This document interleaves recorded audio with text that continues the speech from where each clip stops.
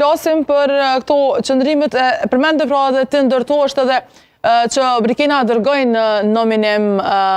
Mateon. A mendon që ishte zgjedhja e duhurit janë, apo kështu ktheu edhe njëherë fokusin që mund të ketë realisht diçka? A do të ishte ndoshta më rrugës të mos merrej fare me Mateon, do të vazhdonte lojën e saj, apo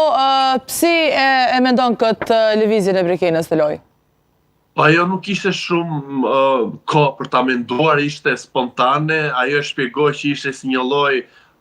hakmarrje në thonjza për të ndjerë edhe Mateo ato që ndjeu ajo, por për efekt loje pastaj rezultoi që i dha vëmendje maksimale, e shtoi më shumë dozën atyre që besoj që do të ketë një lloj romance midis të dyve. Nga ana tjetër Mirit ajo i tha që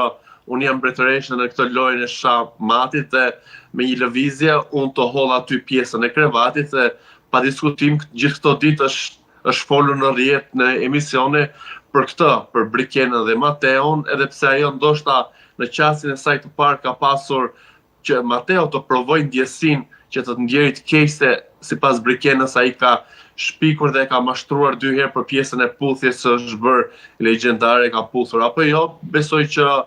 është një lojtare që po pëlqejet Brikena, është e zgjuar në atë lojë,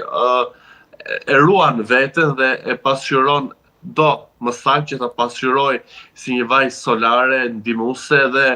thellë besoj që i ka këto virtyte duke njohur paksa edhe nga një format që ka qenë në Prishtinë, është një vajzë që